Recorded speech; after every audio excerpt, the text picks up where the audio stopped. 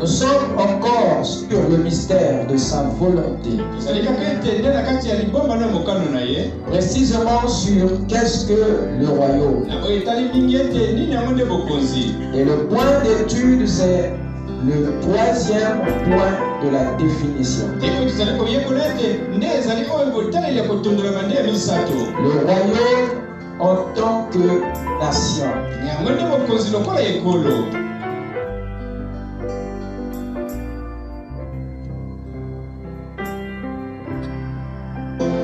Que le Seigneur vous bénisse.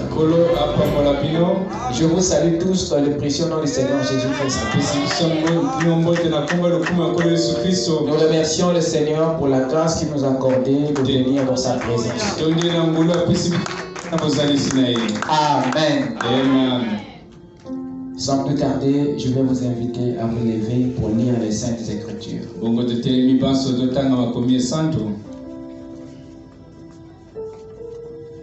Nous lirons à deux endroits. Nous allons commencer dans le livre d'Exode au chapitre 19.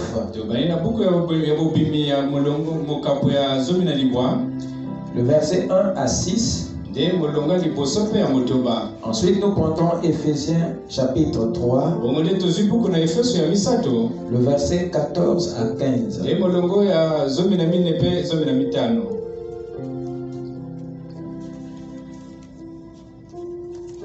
Commençons dans le livre d'Exode.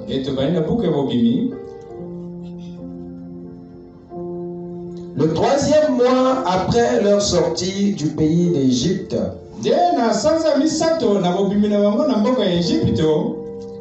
les enfants d'Israël arrivèrent ce jour-là au désert de Sinaï.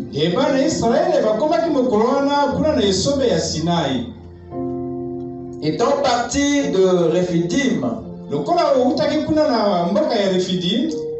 ils arrivèrent au désert de Sinaï. Et ils campèrent dans le désert. Israël campa là vis-à-vis de la montagne. Moïse monta vers Dieu. Et l'Éternel l'appela du haut de la montagne, lui disant: tu parleras ainsi à la maison de Jacob. Et tu diras aux enfants d'Israël: vous avez vu ce que j'ai fait à l'Égypte et comment je vous ai porté sur des ailes d'aigle et amené vers moi. Maintenant, si vous écoutez ma voix et si vous gardez mon alliance, vous m'appartiendrez entre tous les peuples, car toute la terre est à moi. Vous serez pour moi un royaume de sacrificateurs. Vous serez pour moi un royaume de sacrificateurs et une nation sainte. Voilà les paroles que tu diras aux enfants d'Israël. Amen. Inclinons nos têtes. Tu es digne, tu es digne. Jésus, tu es digne, tu es digne. Mon roi, tu es digne. Oh, tu es digne. Jésus, tu es digne. Oh, tu es digne. Mon roi, tu es digne. Oh, tu es digne.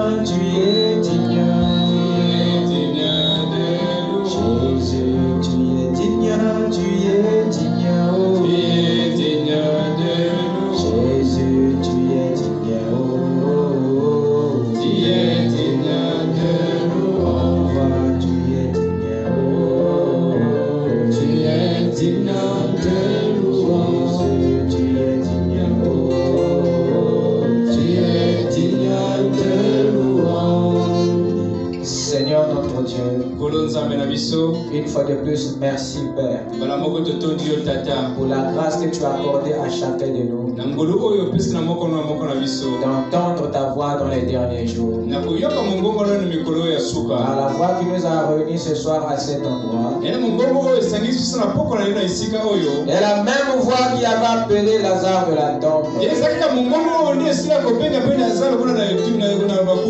le même cri qui avait retenti dans les cieux. Alors que les petits aiglons étaient dans la basse-cour. Et la même voix qui a révélé les choses en ces temps de la fin. Et la même voix qui a parlé par le Fils en ce temps du soir. Seigneur, nous te remercions de nous avoir accordé les oreilles pour t'entendre. Et nous voici, Seigneur, devant ta présence. Nous sommes venus conformément à ta parole. Tu as dit, venez à moi, vous tous qui êtes chargés, fatigués. Je vous donnerai du repos de l'âme. Car le jour est léger. Et nous croyons, Seigneur, que nous repartirons d'ici, Seigneur, allégés de tous nos fardeaux. Et tous les fardeaux de la maladie tombera. Les fardeaux des soucis tombera, Seigneur. Car aucune brebis ne porte le fardeau sur lui. C'est le berger qui porte le fardeau de la brebis. Et tu as dit dans ta parole que tu es le bon. Alors prends notre charge et prends notre fardeau et laisse-nous repartir libres, Seigneur. Accorde-le, Père. Alors nous te remettons cet auditoire. Puisses-tu te mouvoir ce soir, Seigneur, dans nos cœurs, afin d'arracher toutes les semences du péché et de placer la semence.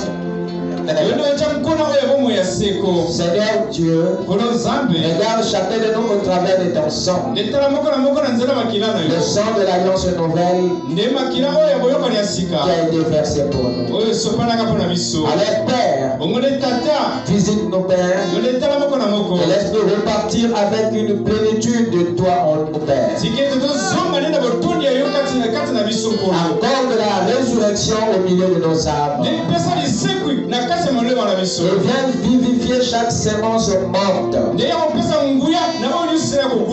nous te l'avons ainsi demandé dans le nom qui ne faillit jamais. Seigneur Jésus-Christ, notre Dieu. Amen. Je vous prie de vous asseoir pendant que nous ouvrons dans le livre d'Éphésiens.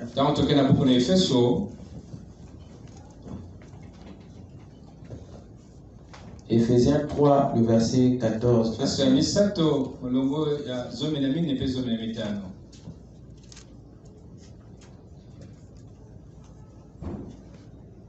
À cause de cela, je fléchis les genoux devant le Père, duquel tire son nom toute famille dans les cieux et sur la terre. À cause de cela, je fléchis les genoux devant le Père, duquel tire son nom toute famille dans les cieux et sur la terre. Que le Seigneur ajoute ses bénédictions à la lecture de sa parole. Amen. Amen. Amen. Ce soir, nous allons avancer dans notre étude. Nous sommes encore sur le mystère de sa volonté. Précisément sur qu'est-ce que le royaume. Et le point d'étude, c'est le troisième point de la définition. Le royaume en tant que nation. Le royaume en tant que nation. Amen. Amen. Nous venons d'entendre l'apôtre Paul faire une petite déclaration ici. Déclaration que j'aimerais que nous considérons à nouveau avec un peu plus d'attention.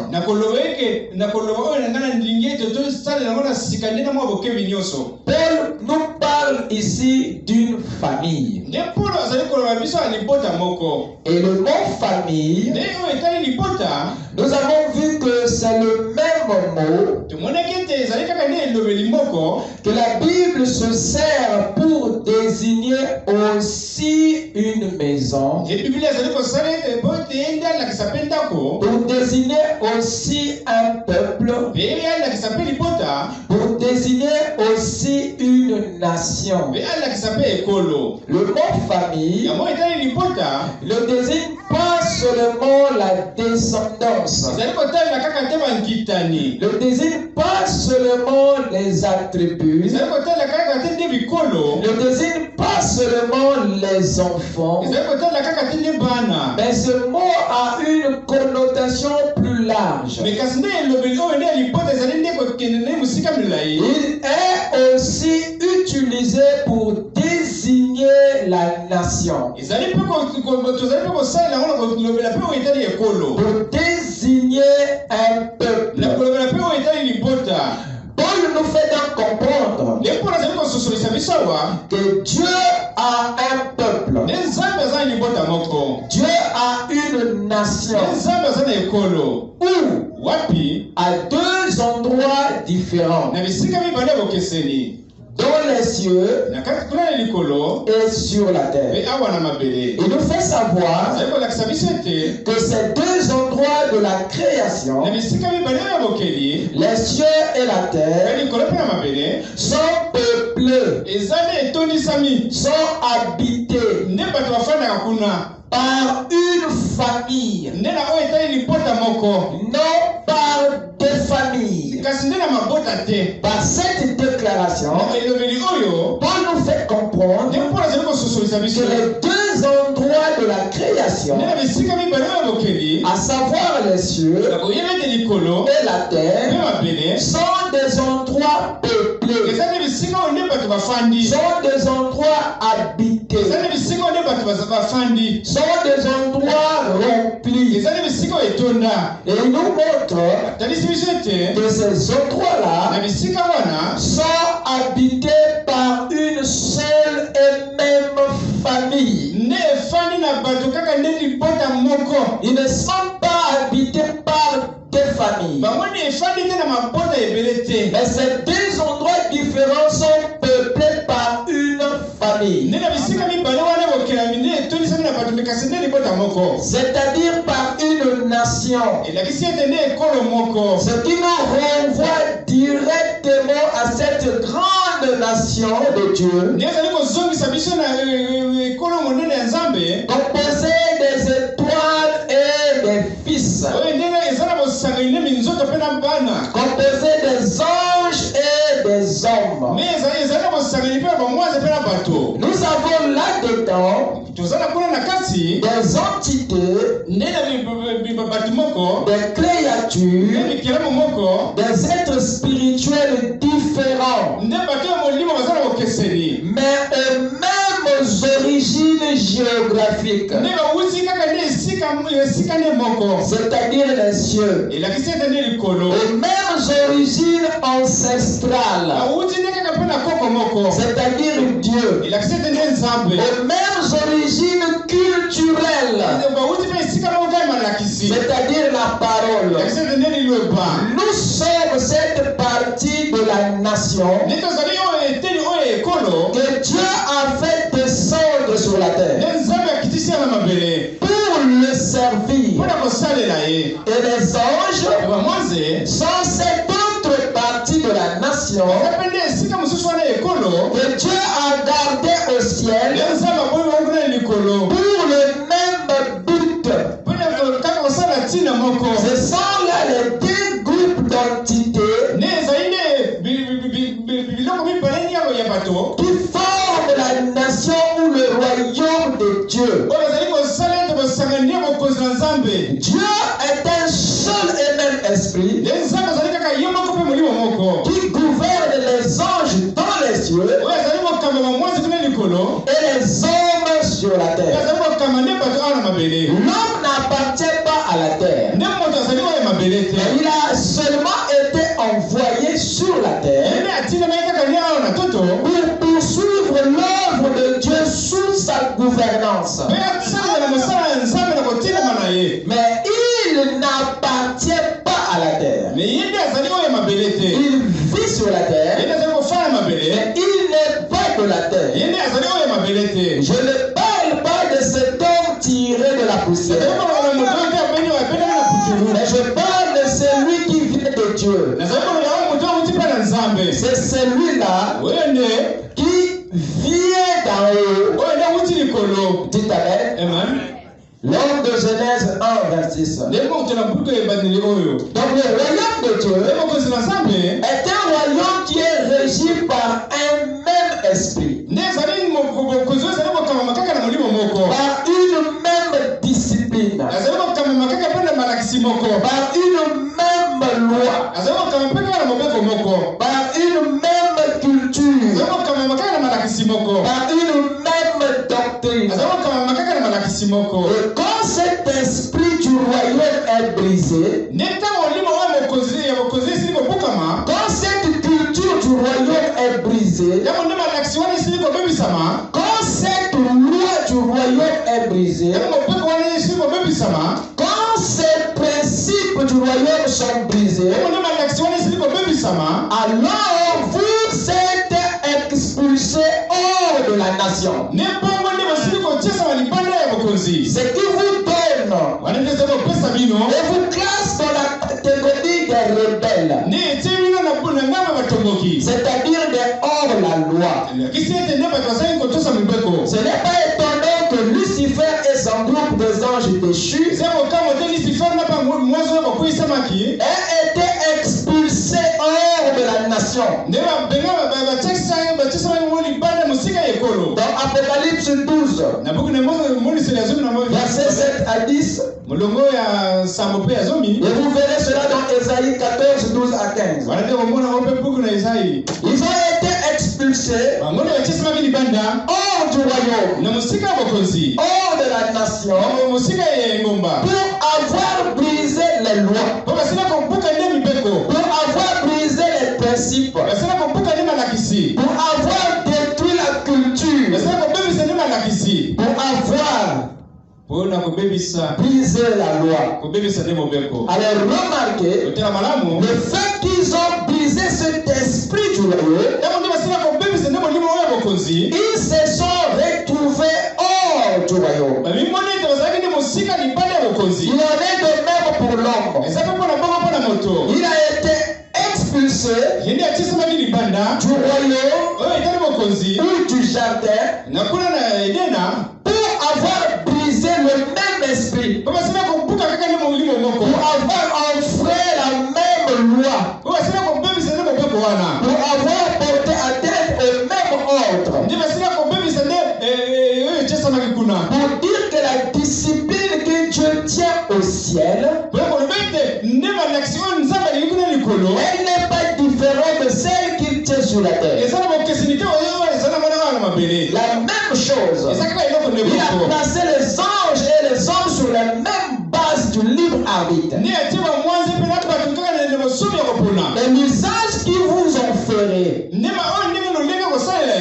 contrairement au principe du royaume, cela déterminera votre demeure ou votre rejet. Et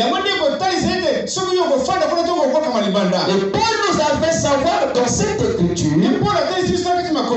que c'est du Père, que cette famille, c'est-à-dire cette nation, tire son nom. Et le nom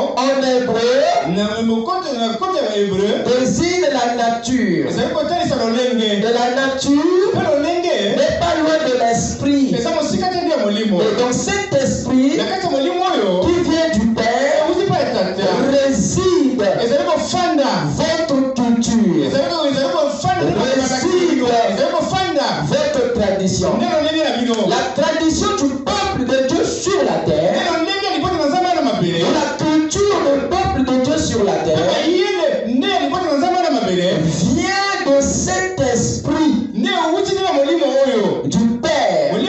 C'est dans l'esprit de Dieu où se trouve notre culture.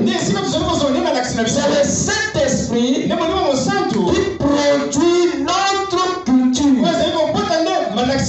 C'est lui qui est aussi à la base de nos lois. C'est lui aussi qui est à la base de notre discipline. Alors Paul dit que cette nation, dans une partie vit au ciel, une autre sur la terre, cette nation qui vit à deux endroits différents tire son esprit, tire sa nature, tire sa vie, tire son mode de vie du Père, du même ancêtre. Parce que celui qui a créé les cieux, c'est le même qui a créé la terre. Celui qui a créé les anges, c'est le même qui a créé les hommes. Alors il a placé sa parole dans cette nation, dans son royaume. Dites Amen. Nous avons une discipline que les hommes comme les anges sont censés respecter. C'est pas parce que tu es un ange que Dieu va faire des compromis. C'est pas parce que tu prêches la parole que Dieu va te mettre à l'égard. Nous sommes tous régis par la même discipline, par la même loi, par la même doctrine. C'est pas parce que moi j'ai des ailes que je serai mis en dehors. Dites Amen. Voilà pourquoi Dieu n'a pas épargné les anges des cieux. Lorsqu'ils ont brisé la discipline du royaume, il n'a même pas fait de compromis. Lorsque son descendant biologique a brisé la même loi, parce que les lois de Dieu qui gèrent son royaume sont irrévocables. Vous avez intérêt, sous les anges comme les hommes, de veiller aux lois de Dieu établies dans son royaume. Est-ce que je peux entendre la main? J'ai fléchi les genoux du Père. À cause de cela, je fléchis les genoux devant le Père, duquel tire son nom toute famille. C'est pas au pluriel, c'est le singulier. Toute famille dans les cieux et sur la terre. Amen. Le ministère des anges s'est croisé avec celui des hommes. C'est parce qu'ils sont tous dans le même royaume. Dieu associe Moïse à un ange des cieux. Pourquoi? Dites Amen. Parce que ce sont là des esprits qui servent un seul maître et qui partagent un même royaume. Et Paul, lorsqu'il sort de la cale, il dit à ses frères, ne craignez pas, le bateau là va se détruire, mais personne ne va perdre la vie. Parce que l'ange de l'Éternel qui m'a visité m'a dit que personne ne mourra. Pourquoi chaque prophète est toujours associé à un ange? Pourquoi William Branham travaillait avec les anges? Si les deux sont issus des royaumes différents, pourquoi il y a cette compatibilité? possibilité. Dites amen. Vous partagez le même royaume. Sauf que vous évoluez sur la terre et ils évoluent au ciel. Et ils peuvent toutefois descendre à votre demande. Parce que vous êtes les fils et ils sont des serviteurs. C'est la religion qui vous a ramené en bas des anges. Mais vous êtes au-dessus des anges. Et ça, c'est la vérité que le royaume vous annonce. Afin que vous ne soyez plus jaloux des anges. C'est les anges qui sont jaloux de vous. Imaginez une minute que Gabriel soit fait à l'image de Dieu. Comment sera l'histoire? Et toi, tu es à l'image de Dieu. Et tu es là tranquille. Et tu ne dis pas amen.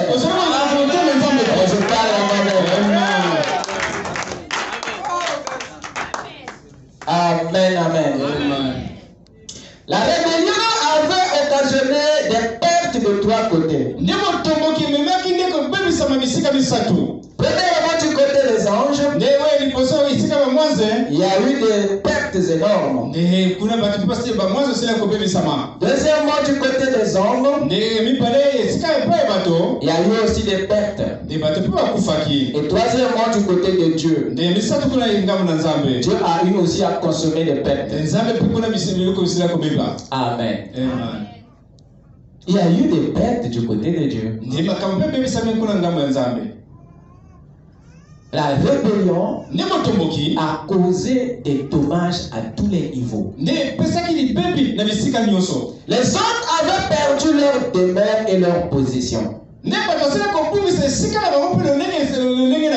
Par la rébellion, voilà ce qu'ils ont perdu: la demeure et leur dignité. Les autres ont perdu leur relation avec Dieu, c'est-à-dire leur filiation.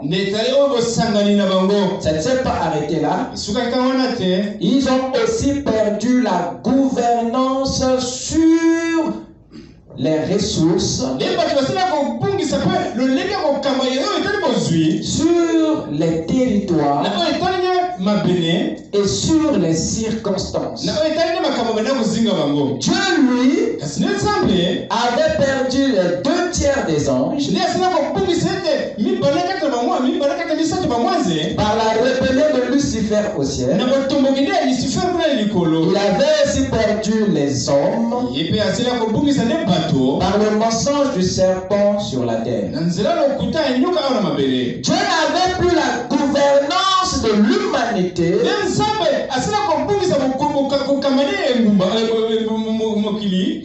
des 2/3 des anges. Après la rébellion de ces derniers au ciel et sur la terre, Dieu n'avait plus la gouvernance des anges et de l'humanité. Et quels sont les anges qui ne contrôlaient pas? Évidemment, c'est ceux qui s'étaient déconnectés. Et quelle est l'humanité qui ne contrôlait plus? C'est cette humanité qui avait désobéi. Mais le sort des anges, le sort des anges déchus ne l'intéressait pas par rapport aux hommes déchus mais faits à son image et à sa ressemblance. Voilà le paradoxe de la chute. Il n'y avait pas que l'homme qui avait chuté. Il n'y avait pas que lui qui avait péché. Le péché a commencé dans la nation de Dieu. Le péché a commencé dans le royaume de Dieu. Le péché a commencé dans la parcelle de Dieu. Ça n'a pas commencé a commencé au ciel, au milieu des anges. Dites Amen. Amen. Ça a commencé là-bas. Les anges ont déconné. Et après quelque temps, l'homme aussi a suivi. Alors remarquez, les deux parties de la nation ont fait la loi. Mais ce qui est bizarre, Dieu ne s'intéresse pas au sort des anges déchus. Mais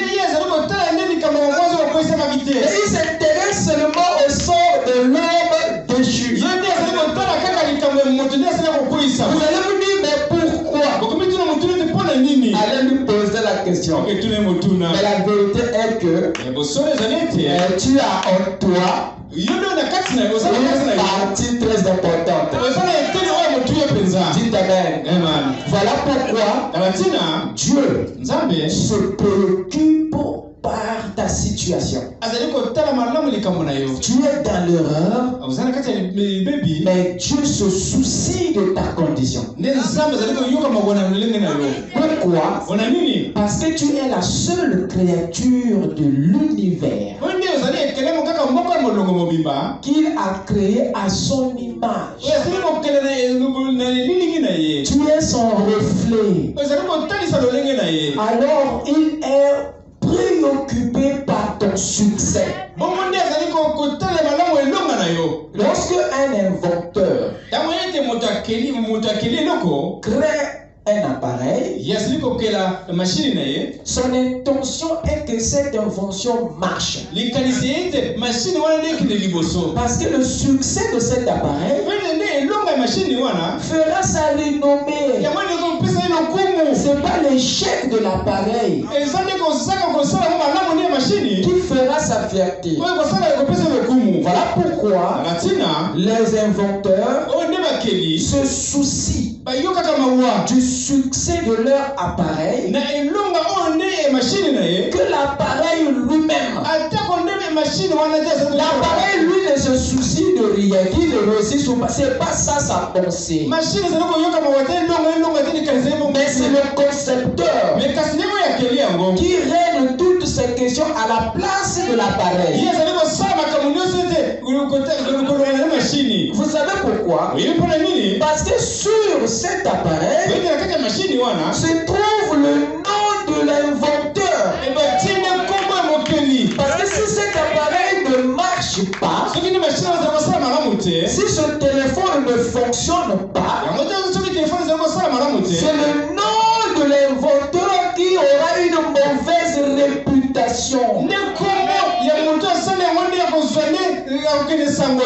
Personne ne pensera à Samsung. Lorsque les appareils Samsung fonctionnent mal, voilà pourquoi Samsung fabrique, vu que c'est son image, c'est son nom qui le grave sur l'appareil, il est obligé de s'arranger que toutes les applications marchent. Et comme il ne veut pas la honte, il va ajouter ce qu'on appelle le manuel sur l'appareil. Pour que toi, qui es profane, tu saches au moins comment fonctionne cet appareil en lisant le manuel. Or, le manuel, dites Amen. Manuel signifie la pensée du fabricant. Et effectivement, le petit livre que vous ne lisez jamais, qui accompagne les appareils que vous achetez, représente effectivement la pensée du fabricateur. C'est là-dedans où le fabricateur qui est loin aux États-Unis là-bas, c'est dans ce manuel où il te dit comment fonctionne cet appareil. Et dans quelles conditions il peut très bien marcher. Et il parle de la garantie et de la warranty là-dedans. Il y a des promesses. Et si tu utilises cet appareil de cette manière, voilà ce que tu auras comme résultat. Et bien si tu utilises de cette manière-ci, voilà ce que tu auras comme dégâts.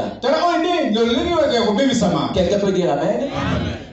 Pourquoi tout ça? C'est parce qu'il veut que, alors s'il y a échec, que ça ne vienne pas de lui. Voilà pour qu'il remplit les conditions pour que l'appareil réussisse. Et l'homme était un appareil qui sort de Elohim Enterprise. Vous êtes le produit de la compagnie d'Elohim. Et quand il vous a créé, il a marqué sur vous son image. Bam! Dites amen. Et depuis ce jour, Elohim est engagé pour défendre son produit.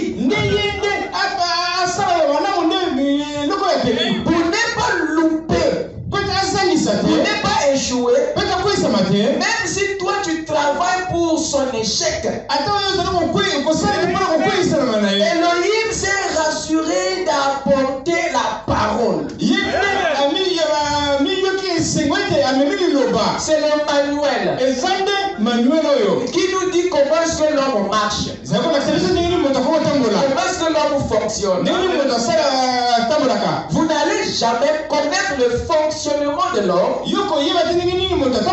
si vous ne lisez pas le manuel. Parce que la Bible, c'est la pensée d'Elohim sous forme d'instruction. Dites amen. Parce qu'il veut et il tient à votre réussite. Plus que vous-même. Dites amen. Il n'aime pas la honte. Donc si tu pars en enfer, ça veut dire que tu as fait des efforts énormes. Sinon c'est pas possible. Parce que lui, il travaille de façon que la gloire lui revienne. Voilà pourquoi il te guérit. C'est pas pour toi. C'est à cause de sa réputation. Il te sauve, c'est à cause de son nom. Il fait toutes ces choses pour sa gloire, pas sa gloire. Amen. Dieu est plus déterminé. Il est très préoccupé à ta réussite que toi-même. Mais tu ne le sais pas. Et tout ce que tu sais mieux faire, c'est de travailler contre lui. Amen. Alors, raison pour laquelle Dieu a introduit la sacrificature après la chute pour ramener l'homme sous sa gouvernance, sous son autorité, sous sa domination, sous sa royauté, afin de le gouverner à nouveau quand il le faisait autrefois. Donc la sacrificature fut établie pour ramener l'homme sous la gouvernance de Dieu. Pour ramener l'homme sous la royauté de Dieu. La sacrificature, c'est le sacrifice. C'est un ministère du salut. Il a été établi pour ramener l'homme sous la gouvernance de Dieu. Le salut salut a été établi pour un but. C'est lui pour ramener l'homme sous la tutelle de Dieu. Donc le but même de la sacrificature, c'est la royauté. La sacrificature a été établie pour ramener la royauté. Dieu voulait à nouveau contrôler l'homme. Dieu voulait à nouveau gouverner l'homme. Mais il ne peut pas le gouverner avant de le sauver.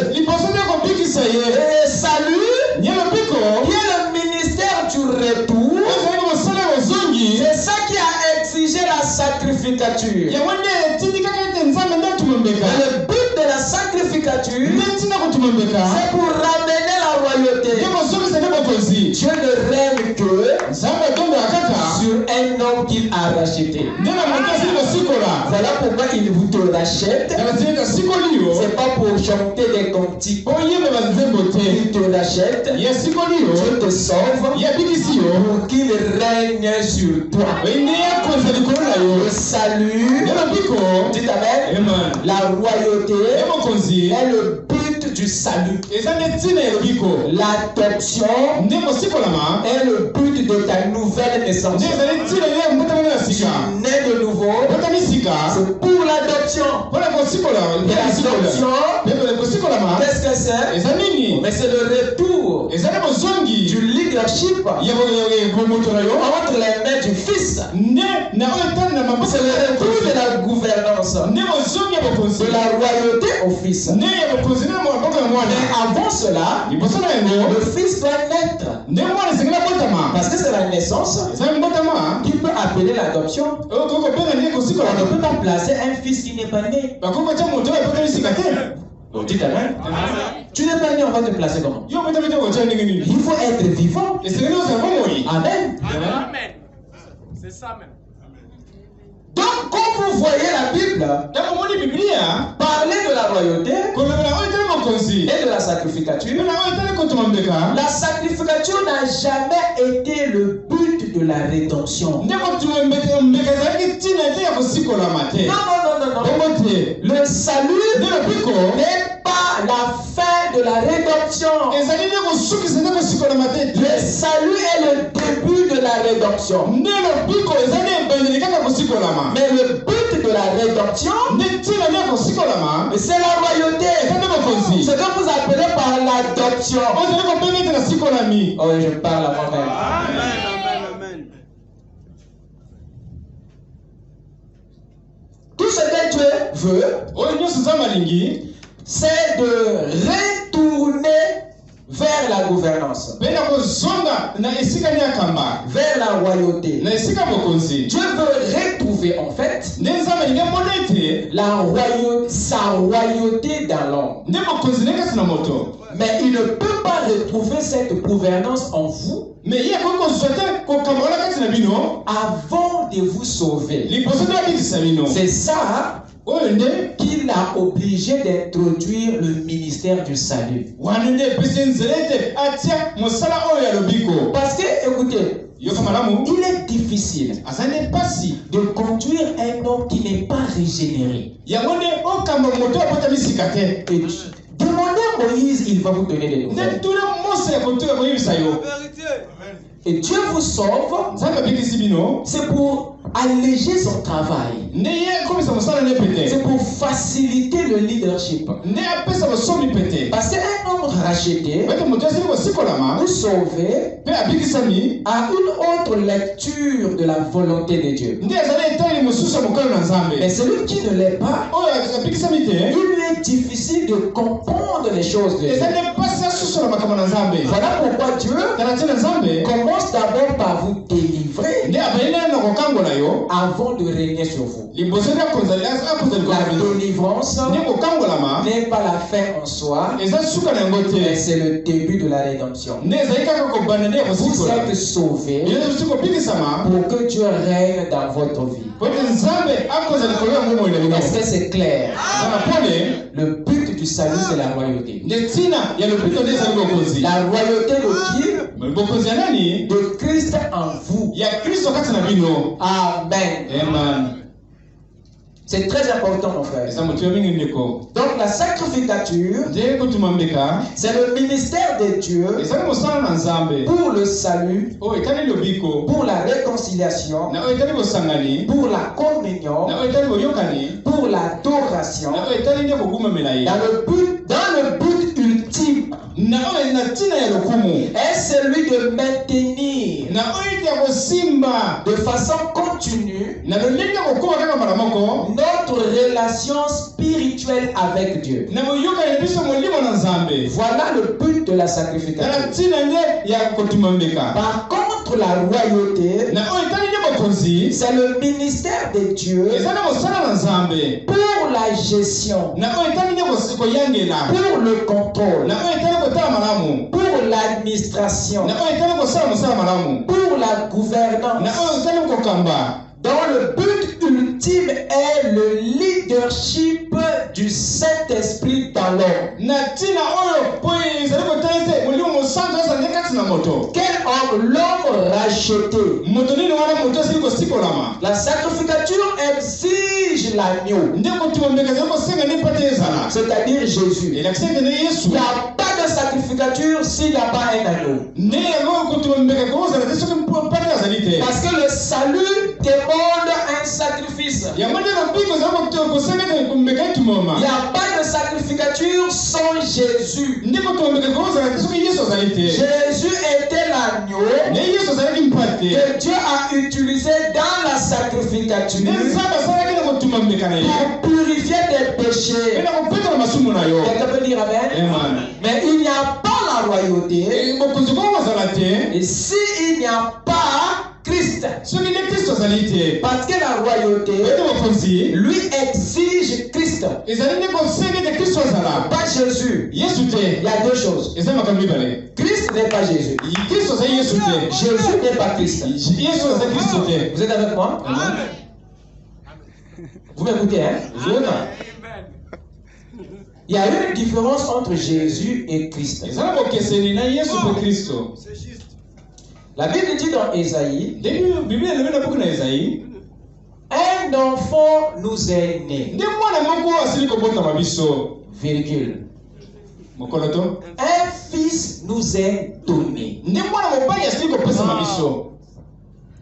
Merci. Et la domination reposera sur son épaule.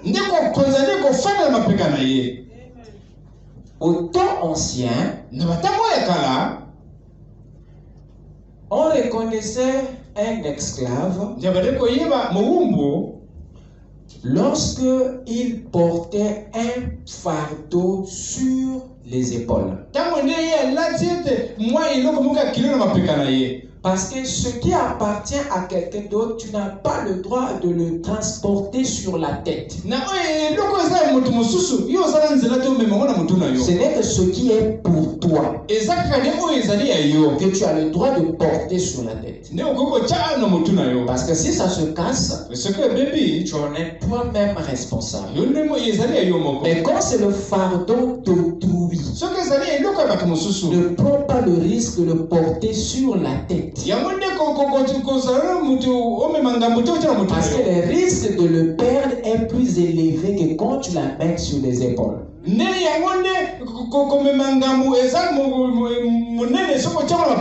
Alors tout ce qu'on portait sur les épaules appartenait au maître, à quelqu'un d'autre. Et ce qu'on portait sur la tête appartient à soi. Alors lorsque nous partons sur cette base, et nous sommes scandalisés par cette écriture d'Ésaïe qui nous dit un enfant est né un fils nous est donné. Et la domination reposera sur son épaule. Ça veut dire que la domination là, que ce fils amène sur ses épaules, n'est pas pour lui, mais c'est la domination de quelqu'un d'autre. Lui, il est né, il est venu pour amener l'autorité de celui qui l'avait perdu. Christ est venu dans le monde pour te restaurer ta domination. Parce que ce qu'il a sur les épaules n'est pas pour lui, c'est pour son épouse. Cette écriture parle de façon scellée du retour de la domination de l'Église. Alors remarquez, un enfant nous est né, mais un fils nous est donné. L'enfant naît, mais le fils est un don. Vous devenez enfant de Dieu par la naissance. Mais vous devenez fils de Dieu à la maturité. Dites Amen. Amen. Je veux encore avancer. L'enfant, c'est celui-là qui est venu par naissance. Mais le fils, c'est celui qui nous a été donné. L'enfant, lui, il est né. Mais le fils n'est pas né. Lui est un don. L'enfant est né. Là, nous avons Jésus par Marie. Mais le fils, il n'est pas né. Lui est un don. C'est Christ. Dites Amen. Qui était dans l'enfant. Effectivement, le fils est dans l'enfant. Parce que l'enfant naît pour offrir le fils. Vous me suivez?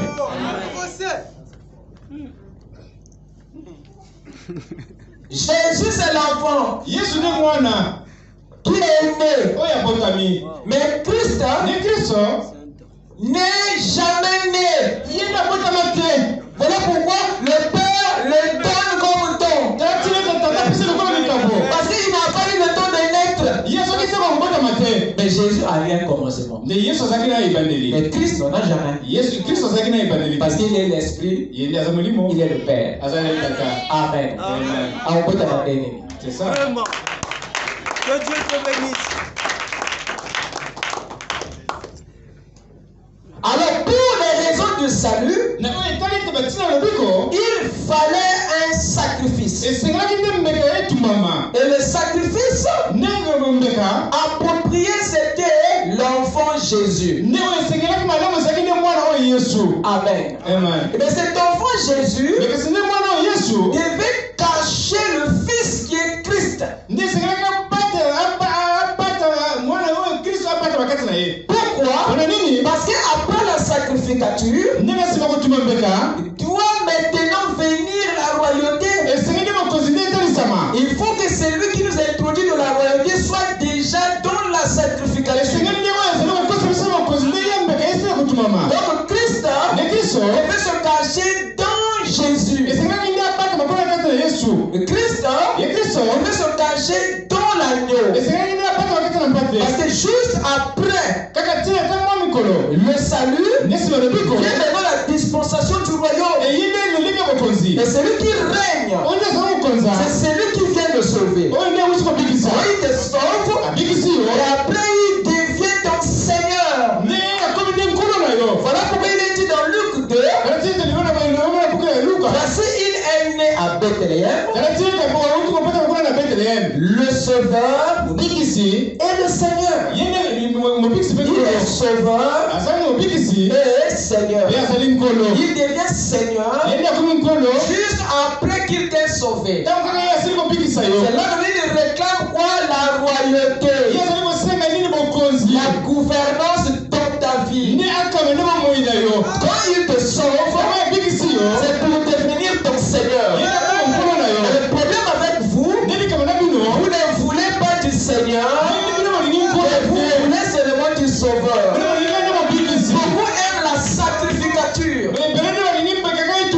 haïssez la royauté. Parce que c'est dans la royauté que Christ s'empare de votre libre arbitre.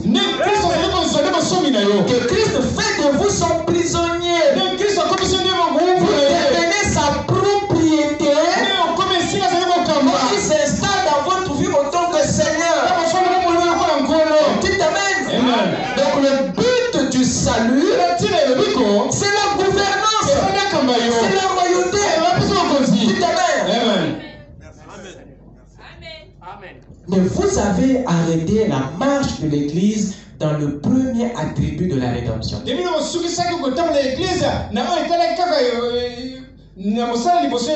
L'attribut de sauveur, c'est ça qui ouvre la rédemption. Mais l'attribut de Seigneur, c'est celle-là qui ferme, qui boucle la rédemption. Il est notre sauveur au début, mais il est Seigneur à la fin.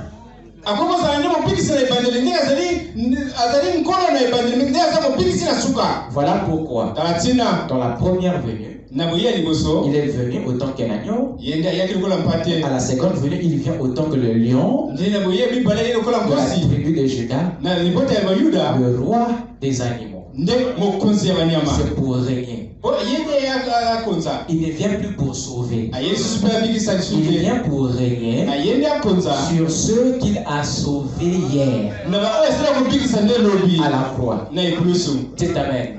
Voilà pourquoi le message approprié aujourd'hui, après l'ouverture des sceaux, ce n'est plus le message du salut, mais c'est le message de la royauté. Il faut amener le règne de Christ dans l'homme. Parce que le salut, c'est la dispensation qu'il vient de fermer. Il est temps que Jésus-Christ règne dans la vie de tous ceux qu'il a sauvés. Et la dispensation du royaume, qui est la dispensation de la seigneurie, c'est ça qui met fin à la religion des âges. Ok, quelqu'un peut dire Amen. Vous ne sortirez jamais de la religion si vous prêchez le salut. C'est le royaume qui vous fait sortir de la religion. Dites Amen. Ça ne veut pas dire l'insistance. Dieu aujourd'hui, c'est le millénium. Le règne de Christ en vous. Et cela n'empêche pas qu'il sauve. Mais son ministère de base, à la fin des âges, c'est le règne, c'est la royauté. Voilà pourquoi la royauté est ton dernier ministère. Comme ça a commencé en Christ, même on dit tout ce que Dieu a déversé en Christ, il a aussi déversé dans l'église. Voilà pourquoi ces deux attributs s'exécutent en toi. À la fin des temps, il dit que j'ai fait de vous un royaume de sacrificateurs et de rois. Maintenant, vous devez comprendre quel est ton travail dans le royaume autant que sacrificateur. Et quel est ton travail dans le royaume autant que roi? Parce que chacun de vous doit maintenir sa relation personnelle avec Dieu. Et ça, c'est la loi dans le royaume. Il n'y aura plus d'intermédiaire. Christ est maintenant en tout. Quand tu rentres dans le lieu très saint, il n'y a plus d'intermédiaire, tu es en face. Alors il a donné à chacun la responsabilité d'entretenir et de maintenir sa relation personnelle personnel avec Dieu. Et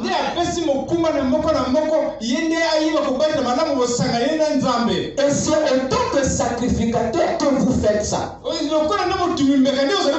Parce que la sacrificature traite la relation. Mais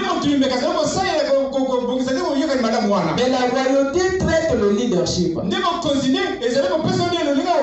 Vous avez besoin d'être sacrificateur pour mieux gérer votre relation horizontale.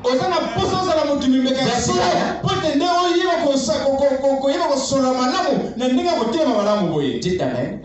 Mais vous avez besoin de la royauté pour conduire, pour votre leadership. Amen.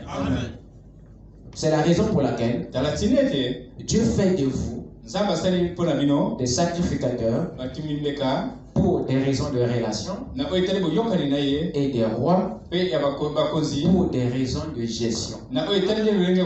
Parce que vous devez conduire, vous devez gouverner. Dites amen. C'est le travail de roi. La terre te sera donnée pour que tu la gouvernes. Mais Dieu amène un test en te donnant le corps. Et il regarde comment est-ce que tu gouvernes ton corps. Est-ce que c'est toi qui as le contrôle ou bien c'est le corps qui te contrôle? Tu prends le corps, tu amènes dans les boîtes de nuit, tu amènes dans la prostitution, tu amènes le corps dans la souillure. Ça veut dire que tu règnes sur rien. Dieu ne peut pas te placer dans l'Éden parce que le test montre que tu es un échoué. Pourquoi il va te restaurer dans l'Éden du moment où tu n'arrives pas à contrôler le corps? Tu es un roi qui n'a pas de couronne. Voilà pourquoi il doit ramener la dispensation du royaume pour t'apprendre à avoir l'autorité sur les 5 sens du corps et les 5 sens de l'esprit. Que le Seigneur te bénisse.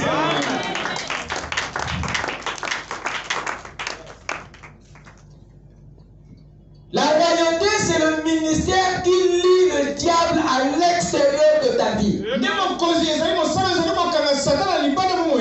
C'est là où Christ règne en toi. Et toi, tu règnes sur la terre. Et tu contrôles chaque pensée de ton être. Chaque désir contre nature. Donc la sacrificature est en rapport avec notre relation spirituelle et la royauté en rapport avec notre leadership.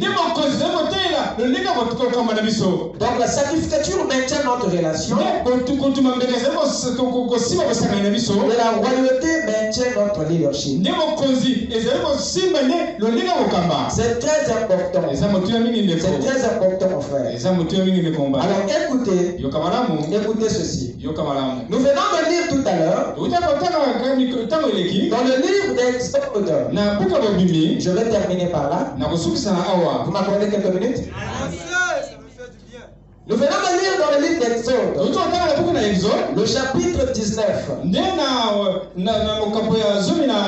Nous voyons là Dieu qui parlait à Moïse et au peuple tout entier. Après la sortie de l'Égypte, Moïse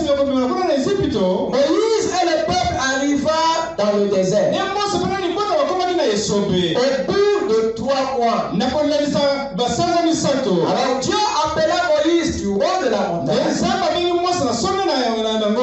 et lui fit une grande révélation. L'Éternel dit à Moïse, il rechargea un message. Voilà ce qu'il lui demanda de dire aux enfants d'Israël. Si vous écoutez ma voix, et si vous gardez mon alliance, alors vous m'appartiendrez.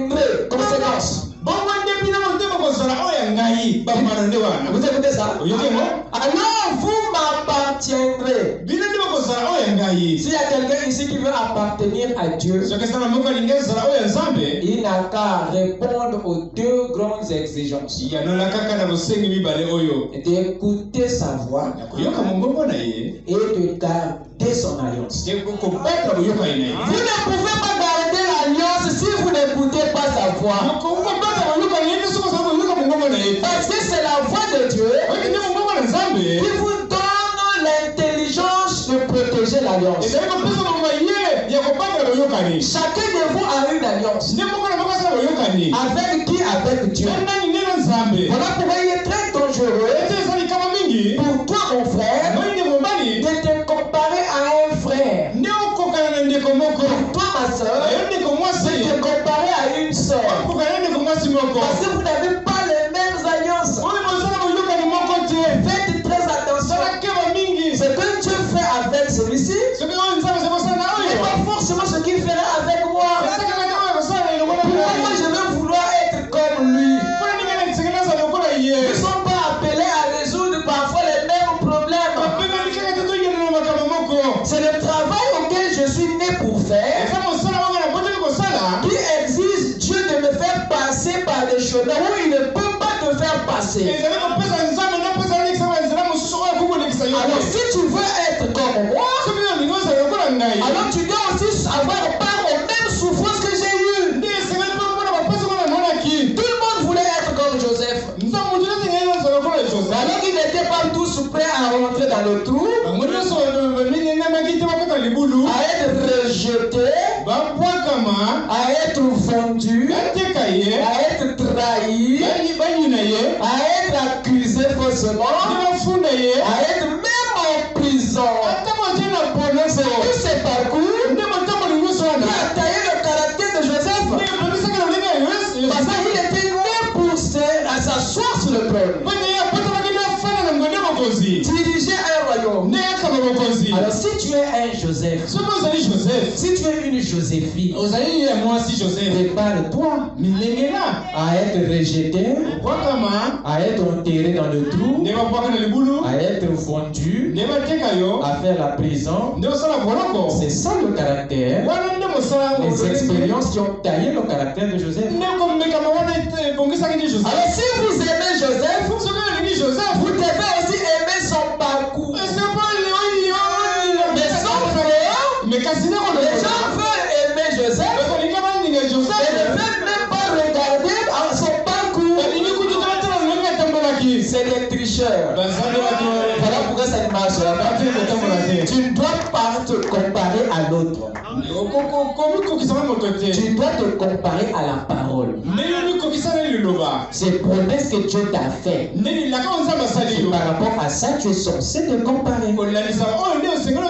L'unité de mesure du croyant, c'est la parole. Ce n'est même pas le pasteur. Ce n'est même pas la soeur. Ce n'est même pas le frère. Mais c'est la parole. Est-ce que je peux entendre la même? Alors si vous écoutez ma voix et vous gardez mon alliance, alors vous m'appartiendrez. Il y a des gens parfois qui prient. Oh Seigneur, je m'abandonne à toi. Prends-moi, je m'appartiens à toi. Et il ne veut jamais rien garder. Il ne veut rien jamais écouter. Il est toujours là à faire un fond à la parole, à raisonner avec les Écritures, à toyer les Écritures. Mais il veut être une partie de Dieu. Il y a problème. Il y a problème. Il y a problème. L'appartenance à Elohim a un prix. Tu dois avoir une oreille interne ouverte. Et tu dois avoir un cœur prêt à garder l'alliance. Quelqu'un peut dire Amen? À ce moment-là, tu peux lui appartenir. Mais ça ne s'arrête pas là. Écoutez ce qu'il dit. Si vous m'écoutez ma voix, et si vous gardez mon alliance, vous m'appartiendrez entre tous les peuples. Car toute la terre est à moi. Vous serez pour moi un royaume de sacrificateurs. Une nation sainte. Voilà les paroles que tu diras aux enfants d'Israël. Dit l'Éternel à Moïse. Ceci est une révélation. Alors une grande révélation que l'Éternel ne leur avait jamais fait en Égypte. Ce qu'il leur dit dans le désert, Dieu ne l'avait jamais révélé en Égypte. Alors il a attendu que ce peuple quitte l'Égypte pour leur révéler le vrai motif de leur délivrance. Pour leur faire connaître sa vraie volonté. Nous avons ici la vraie intention de Dieu. Mais pourquoi il a attendu qu'il se retrouve dans le désert pour leur dire la vérité, le sujet de sa volonté. Parfois il y a certaines vérités que Dieu ne pourra jamais te révéler dans le monde. Tu attends que Dieu vienne te visiter là-bas. Mais parfois Dieu attend que tu avances pour qu'il te rencontre. Il y a des choses que tu ne vas jamais entendre. Il y a des choses que tu ne vas jamais comprendre. Si tu es dans le monde. Il faut maintenant dire que le voyage de ce peuple s'est fait en 3 étapes. La première étape c'est l'Égypte. La deuxième étape c'est le désert. Et la troisième étape c'est Canaan. Et il faut maintenant m'ajoute, il dit que les Hébreux, Israël était le peuple de Dieu en Égypte. C'est bon, c'est un bon statut. Hein? Le peuple de Dieu, waouh! C'est ce qui c'était en Égypte. Ça console, hein? Ça fait du bien de savoir que je suis le peuple de Dieu. Oui, mais qui est où? Dans la servitude. C'est ce qu'ils étaient en Égypte. Ils sont devenus l'église de Dieu où? Dans le désert. Ils n'avaient pas le même statut à des endroits différents. Le statut qu'ils avaient devant Dieu en Égypte n'était pas le même qu'ils ont eu dans les déserts. Alors Dieu avait une intention. C'est de leur révéler ce qu'il voulait faire d'eux en tant que peuple. Dieu n'avait aucune intention de laisser ce peuple dans la position du peuple. Parce qu'en tant que peuple de Dieu, vous n'êtes pas différent des autres.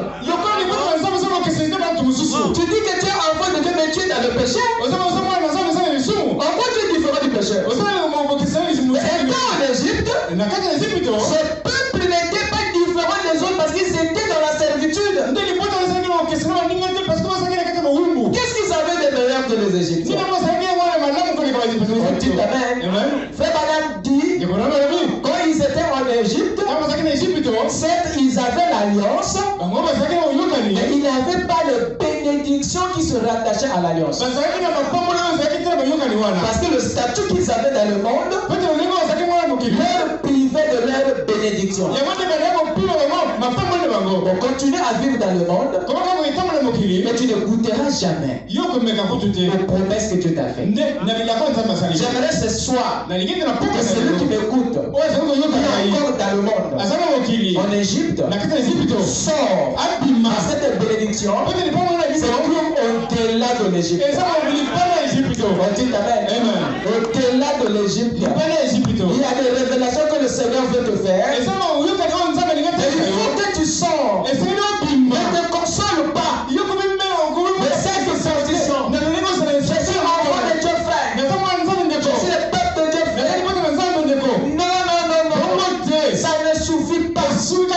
Madame dit, il faut devenir l'église de Dieu. Il faut avancer dans le désert. Et quand il arrive dans le désert, et là que Dieu vient, il dit Moïse, je vais te dire maintenant la vérité. En fait, je vous avais délivré.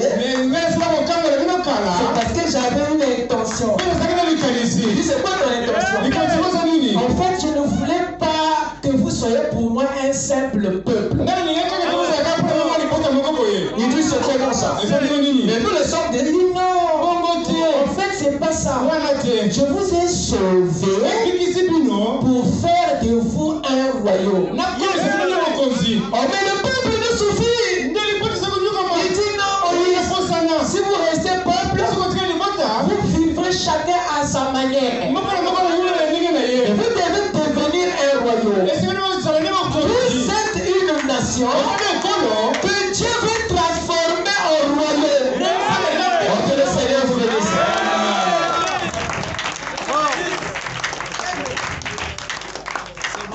Amen. C'est là où Moïse est surpris. Il dit, c'est quoi cette révélation? Il dit, oui Moïse, c'était ça mon intention. Et je vous l'avais gardé toutes ces années-là depuis l'Égypte. En fait, je ne voulais pas vous le dire parce que vous étiez au mauvais endroit.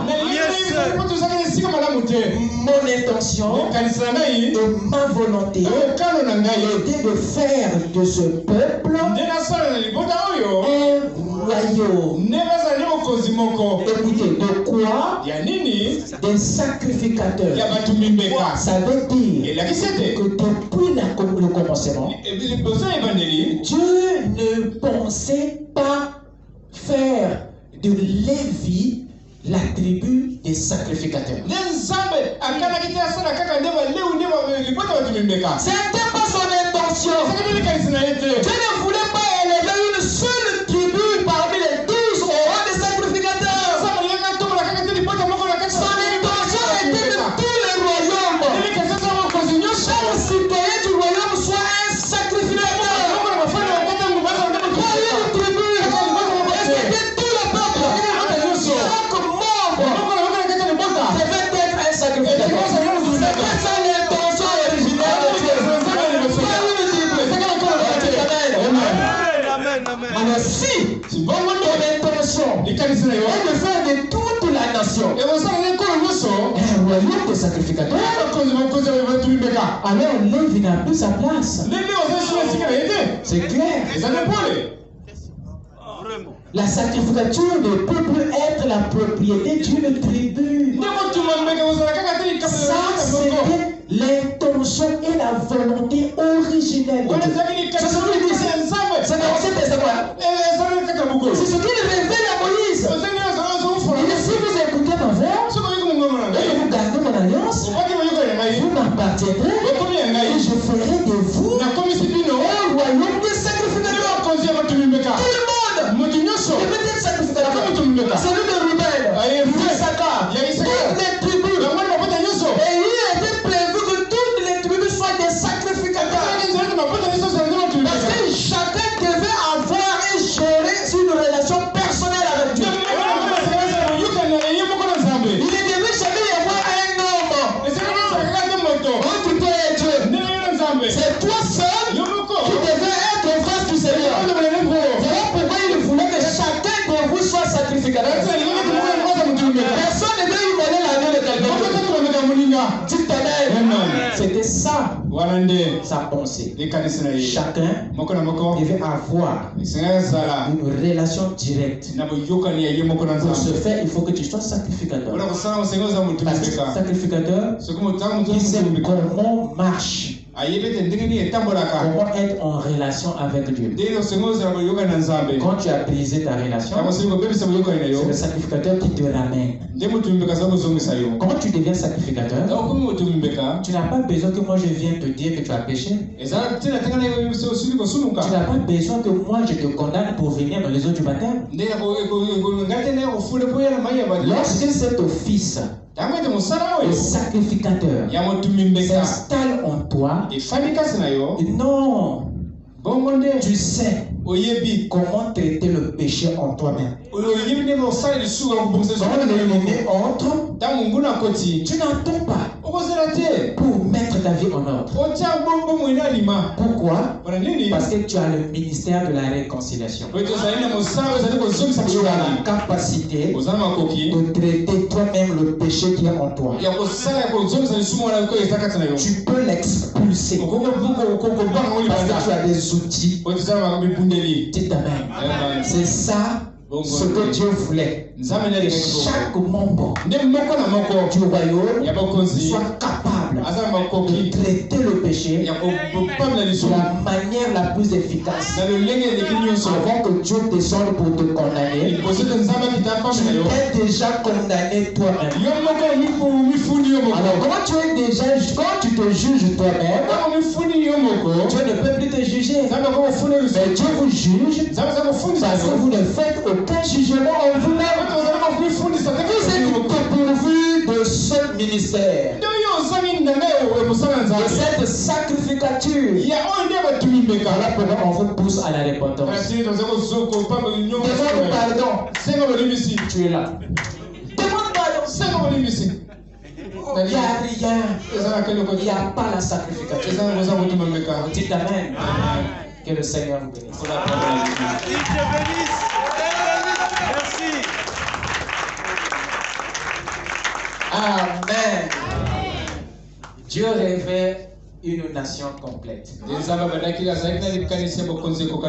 où il n'était plus obligé de descendre pour venir résoudre un conflit. Avant de descendre, la communion fraternelle était déjà réglée. C'était ça le souhait de Dieu. C'est pas de te suivre là. Frère, réponds-moi frère. Non. Calmos. Tu sais déjà d'où tu es tombé. Tu viens toi-même. Ce mystère était dans le fils prodigue. C'est ça qui faisait de lui plus grand que son frère qui était resté dans le paradis. Oh, je parle à quelqu'un. C'est vrai. C'est vrai.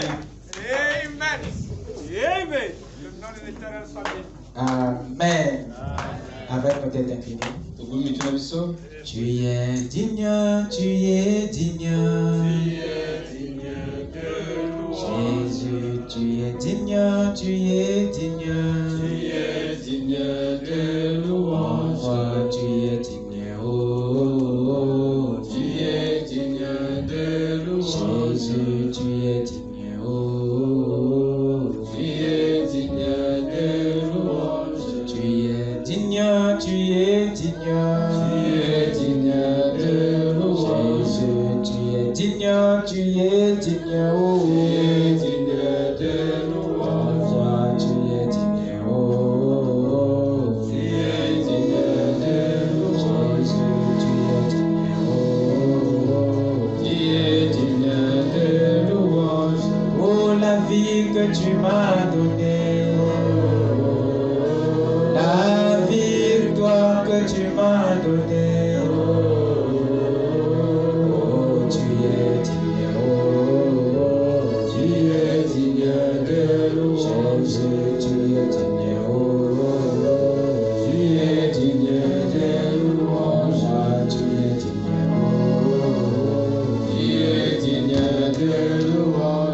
Que chacun puisse dire un mot de prière à son Dieu. Élevons tous la voix.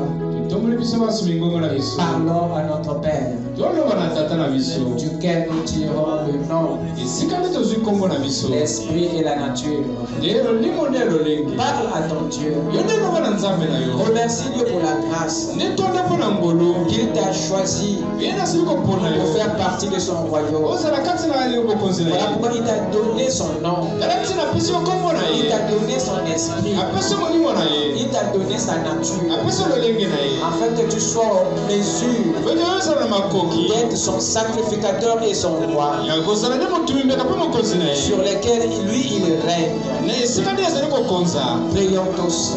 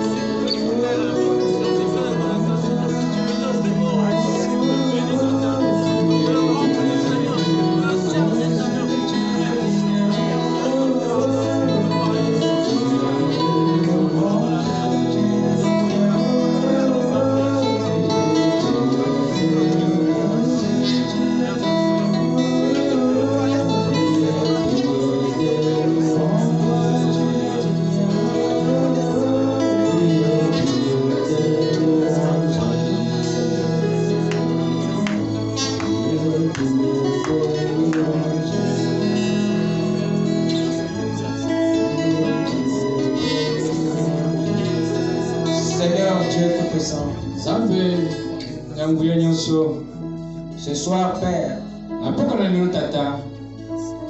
nous élevons ton nom, Père. Nous bénissons ton Père, parce que tu es le Dieu de gloire. Avant toi, il n'y avait point de Dieu. Après toi, il n'y en aura point aussi, Père.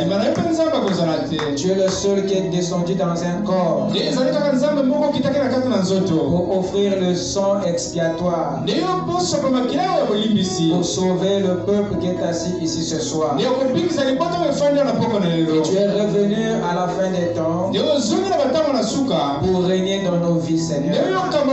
C'est pourquoi ce soir, Seigneur, nous te demandons de venir prendre le contrôle de chaque être, prendre le contrôle de chaque cœur.